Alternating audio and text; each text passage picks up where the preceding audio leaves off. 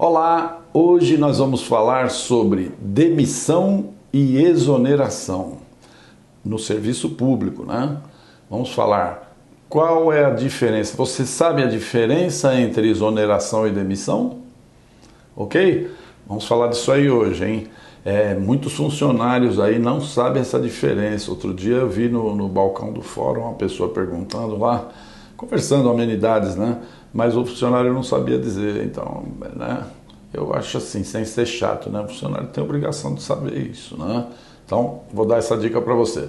Se você ainda não acompanha o nosso canal, eu sou um advogado especialista em direito administrativo disciplinar, ok?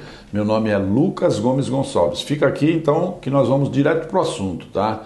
A diferença entre exoneração e demissão está, em princípio, ligada à estabilidade do funcionário. E digo em princípio porque não é uma regra, porque pode haver situações de exoneração do servidor estável, inclusive, tá? Bom, mas eu dando agora aqui as características, você vai entender direitinho. A primeira característica da exoneração, que você já vai pegar logo, é uma diferença bem grande, né? É que a exoneração não tem caráter punitivo, ok? Não é necessário que o servidor tenha transgredido regra nenhuma para ser exonerado, né? Já a demissão, ela tem como exigência o quê? A prática de uma infração, e não é infração qualquer, uma infração de natureza grave, ok? Bom, a exoneração não exige um processo administrativo disciplinar. Por quê? Porque é um mero ato administrativo de desligamento. É um ato de desvinculação do serviço público por vontade da administração pública ou por vontade do funcionário. Exoneração. Ouviu a palavra exoneração? É a vontade da administração pública ou do funcionário e não exige nenhum ato indisciplinar, ok?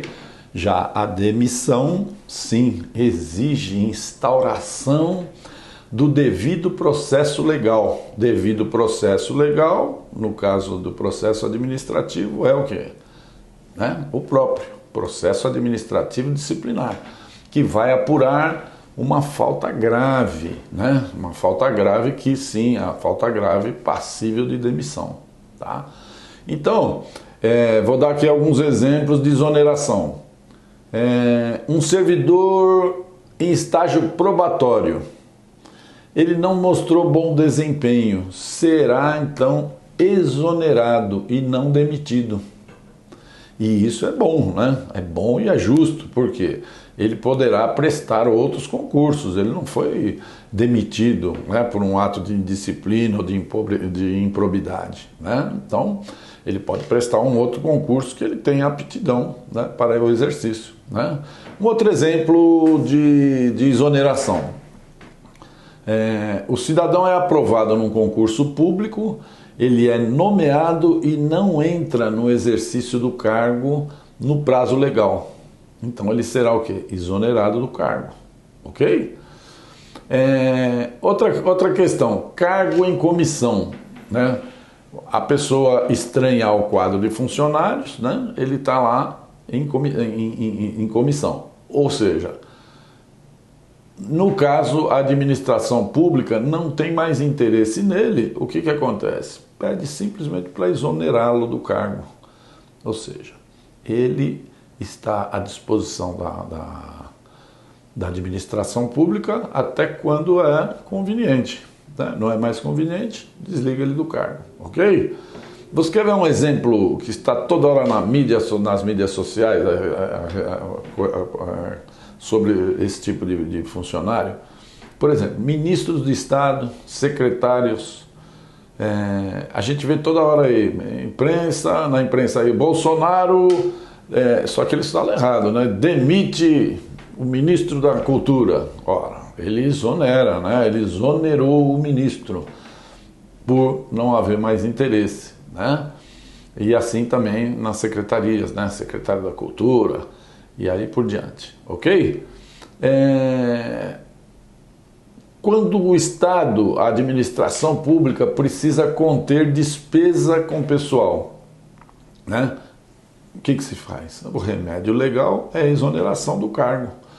Exonera-se os funcionários de determinada autarquia, e o que justifica isso é o artigo 169 da Constituição Federal.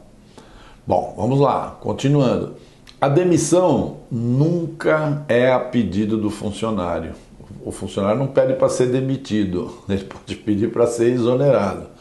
Então, toda vez que o funcionário pedir o seu desligamento do serviço público, ele estará sendo exonerado, ok? No caso, né, a exoneração dele, desculpa, a exoneração a pedido, né, que chama lá exonerado a pedido, ok? Bom, o assunto de hoje foi mesmo cultural, né, é para você pegar essa diferença, né, e todo servidor, como eu falei, ele tem que saber, né, um pouquinho sobre isso daí, ok? Então, se você ficou com alguma dúvida, entre lá no nosso site, é o www.projudice.com.br. Vá lá no campo, fale conosco e eu mesmo vou responder para você com o sigilo necessário. Pode ser até outra questão que não seja aqui, né? Aqui não tem questão de sigilo, é matéria meramente didática, né? E se você quiser saber sobre como proceder em um processo administrativo disciplinar, ou se tiver uma dúvida de relevância jurídica, deixe seu comentário em nosso canal de notícias, né? Quem sabe, como já aconteceu, né, sua dúvida pode ser alvo de um outro vídeo que a gente venha fazer, ok? Colabore comigo agora, dando um like nesse vídeo, compartilhe com seus amigos nas redes sociais, nos grupos de funcionários públicos e se inscreva em nosso canal. Nós temos muitas matérias super interessantes nos vídeos que nós postamos semanalmente, ok? E ainda cabe um recado, olha, nessa mudança, nessa reforma da Previdência Social, nós temos uma divisão aqui no nosso escritório que ela trabalha exclusivamente com processos ligados à Previdência. E aqui mesmo no nosso canal você vê uma série de vídeos, né? A Previdência que eu digo é a Previdência do INSS. Então, nós temos um colega que é especializado, o Dr. Fábio Gomes de Oliveira, que pode dar para vocês todas as orientações, né? Você é funcionário público, né? Mas a sua família na sua família existem pessoas certamente ligadas ao INSS. Então, né, um grande abraço, fique em paz, muita força e energia e até uma outra oportunidade. Obrigado.